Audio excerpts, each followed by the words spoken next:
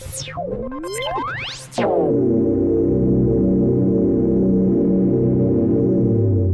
is your weekly report on corruption in the Philippine government.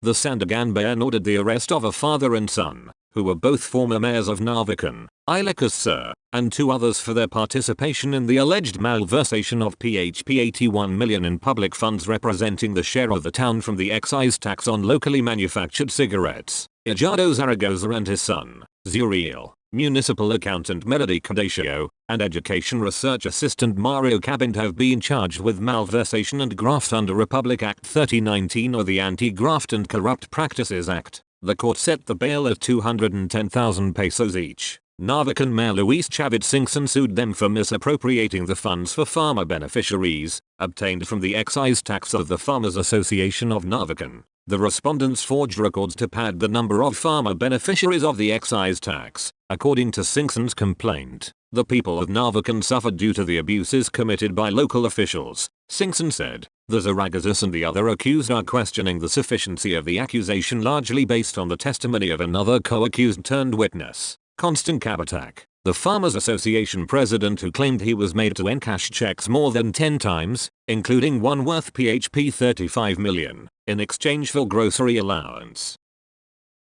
A special investigation task group, SITG, was created to investigate the death of the 32-year-old policeman assigned in Masbate province, an alleged victim of hazing by his own senior officers. In a belated report issued on Thursday, the 28th of July, police said Patrolman JP Ramos, assigned at the 503rd Maneuver Company of the Regional Mobile Force Battalion Bicol, was taken to Ticao District Hospital in San Jacinto Town at around 1 p.m. on the 26th of July. Report said Ramos died while being treated at around 9:30 p.m. on the same day. Photos posted by a concerned citizen on Facebook showed that Ramos had cigarette burns, severe bruises at the back of his body and his legs, and other signs of torture. Before the incident, initial investigation revealed that on the 22nd of July, the victim was also brought to the hospital after he collapsed while performing a road run around the town. He was discharged from the hospital at around 5 p.m. on the same day. Police Major Maria Luisa Calubaquib, spokesperson of Bicol Police, said the SITG Ramos, led by Police Colonel Rodolfo Castil, Deputy Regional Director for Operations, would be conducting a detailed and thorough investigation of the incident. Calubaquib said the National Bureau of Investigation conducted an autopsy to determine the cause of death of the police officer. A statement released by the Bicol Police said that their agency would be stringent in dealing with the case. By the time it has been proven that there were irregularities and loopholes that happened, this unit ensures that those who are culpable of the incident shall be dealt with accordingly. We do not tolerate any misdeeds or physical abuse in our ranks, Bicol Police said. 4 of the 75 members of the City Tourism Auxiliary Force have tested positive for illegal drug use, authorities said. In a statement on Thursday, the 28th of July, Mayor Carmelo Lazatin Jr. said the 4 civilian law enforcers will undergo rehabilitation. Lazatin said he has already directed the Angeles City Anti-Drug Abuse Council to endorse the 4 city government employees to the Drug Rehabilitation Center in Magulang, Pampanga. On the 25th of July, the 75 members of the city's Tourism Auxiliary Force were subjected to a surprise drug test. Lazatin said he wanted to ensure that there were no drug users among the city's government employees. In my second term, we will ensure that City Hall will be drug-free, he said. Members of the auxiliary unit assist police officers in maintaining peace and order in tourist areas of the city, particularly in places frequented by foreigners. The Sandiganbayan has junked due to lack of merit the bid of former Iloilo lawmaker Neil Tupas, Jr. to dismiss the graft and malversation charges against him involving the transfer of his discretionary fund to a non-government organization, NGO, in 2008. This developed after the Anti-Graft Court, in a resolution dated the 26th of July, denied Tupas demurrer to evidence, a pleading seeking the dismissal of the case due to weak prosecution evidence and without a defense presenting its own. We are not persuaded. Passing through the assertions of the prosecution in their comment opposition on Tupas demurrer to evidence, and the evidence presented, it is ostensible that they were able to build up the case against the accused, the Anti-Graft Court said. Tupas, the Sandagan Bayan said, was a member of the House of Representatives at the time material to the case and may have acted with manifest partiality, evident bad faith or gross inexcusable negligence, considering his admission in his counter affidavit containing his statement recommending NGO Kabuhayan at Kalasuganale Samasa Foundation Incorporated or KKAMFI as project partner of then state-run National Agribusiness Corporation or NABCOR. It is quite definite that the public fund supposedly earmarked for the project is now unaccountable, the Sandagan Bayan added. The anti-graft court also cited prosecution's argument that being a member of the House of Representatives entitled to Discretionary Priority Development Assistance Fund, PDAF, to subsidize his projects. Tupas should have effective control over the fund, which was considered personal. In short, the motion of accused Tupas is not adequate to rebut the presumption of malversation enshrined in Article 217 of the Revised Penal Code. At this point, the court has sufficient reason to believe that the prosecution is on the right track in establishing and substantiating the material allegations and the foregoing information unless derailed by competent evidence by the accused, it added. Proceeding with the trial of Tupas, the Sandagan Bayan said, is in the interest of fair play that would allow the accused to present evidence to defend himself. National Capital Region Police Office, NCRPO, Chief Major General Felipe Natividad ordered an immediate investigation into a rape case involving a Pasig City police officer. In a statement on Wednesday, Natividad assured that the suspect, 41-year-old Corporal Mario Maramag, would be punished accordingly if found guilty of the accusation. Citing reports reaching his office, Natividad said the 29-year-old victim went to the Pasig City Police Station, CPS, and filed a complaint against Maramag. The incident happened at a motel in Barangay Bagangilog in Pasig on Monday. On Tuesday afternoon, Maramag surrendered to Lieutenant Jason Lavandino, officer in charge of the Pasig CPS Substation 2. He is currently under detention at the Pasig CPS pending investigation, while the victim was brought to the PNP Forensic Unit in Camp Crame, Quezon City for a medico-legal examination. The Commission on Higher Education failed to implement the Smart Campus Development Program due to the 6 months it spent vetting and approving proposals, the Commission on Audit said in a 2021 report. Aside from the lengthy time the agency took evaluating proposals, the state auditors said the 1.958 billion pesos transferred to 89 state universities and colleges, SUCs, for the program was not returned to the National Treasury after the validity of the Bayanihan II law ended on the 30th of June, 2021. This ended up depriving the SUCs of the development upgrading of their information and communications technology equipment and capabilities toward a smart campus.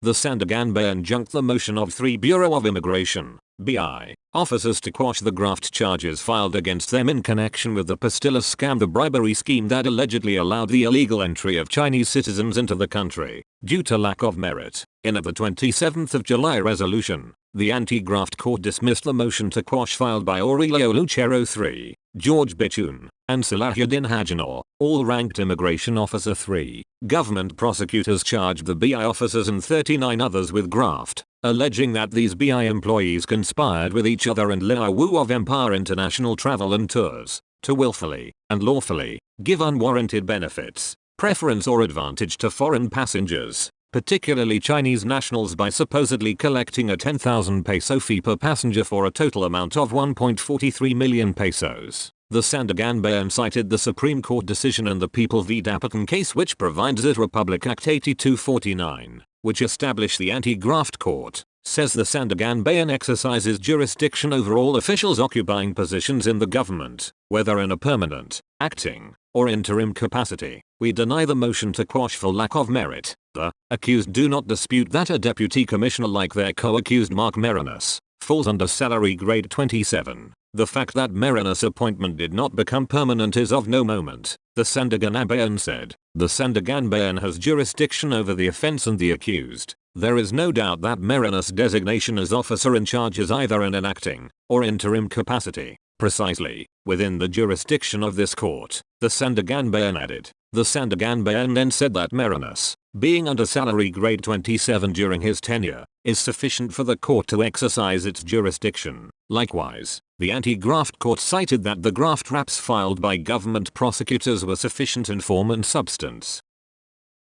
The Commission on Audit, COA, has flagged the Department of Education, DepEd, over deficiencies in the utilization of funds amounting 4.527 billion pesos intended for the implementation of the Basic Education Learning Continuity Plan, BE-LCP, also referred to as Distance Learning Program, for school years 2020 to 2021 and 2021 to 2022. In its 2021 annual audit report on the DepEd, the COA noted that of the 16.405 billion peso fund allocated by Congress to the DepEd under Republic Act 11,469 or the Bayanihan to Heal as One Act, Bayanihan I, and RA 11,494 or the Bayanihan to Recover as One Act, Bayanihan II, for the implementation of the BE-LCP, a total of 12.7 billion has already been downloaded to the DepEd Central Office, Regional Offices, ROs, and Schools Division Offices as of the 31st of December last year.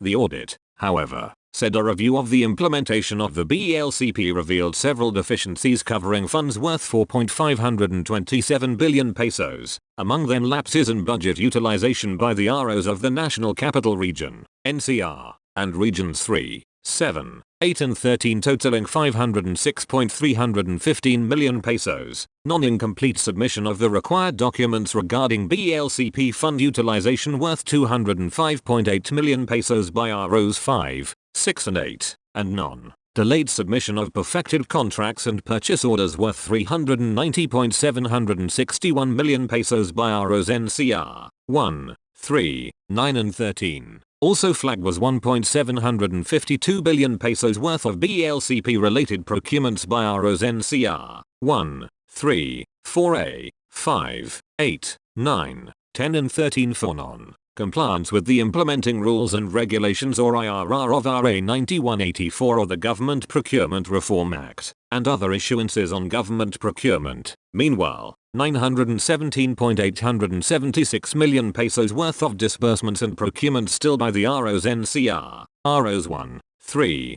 4A, 9 and 13 as well as 4B were flagged for inadequate supporting documents and other deficiencies. The ROs NCR 1, 3, 5 and 13 were likewise called out for non-preparation of the prescribed forms or improper recording of inventory items, though the value of the items was not indicated in the audit report. Lastly, the COA flagged the flawed, incomplete, delayed procurement, reproduction and delivery of self-learning modules, SLMs worth 753.88 million pesos by the ROs NCR, Cordillera Administrative Region, CAR, 1, 3, 4B, 5, 8, 9, 10, 11 and 13. Considering the urgency and importance of the printed materials, the incomplete non-availability of modules on the period in which it is supposed to be used deprived the learners of better learning opportunity and hampers the continuity of the learning process of students during this time of pandemic contrary to the program's objective, the COA said.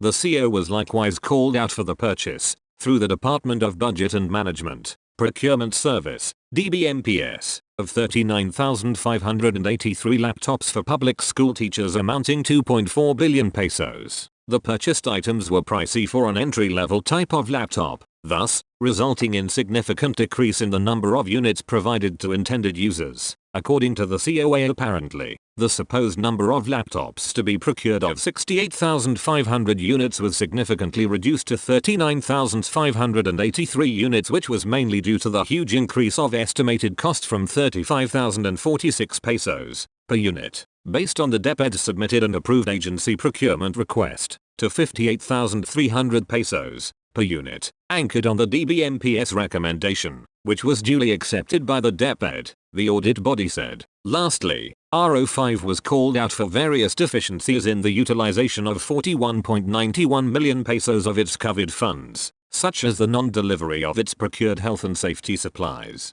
failure to impose liquidated damages against erring suppliers and lack of distribution lists of its COVID-19 related procurements. The inability to deliver the aforesaid health and safety supplies on time also deprived the beneficiaries to timely enjoy the benefits extended by the program, the COA said. That's all for this week. I'll see you next week with more stories of corruption and foolishness within the Philippine government.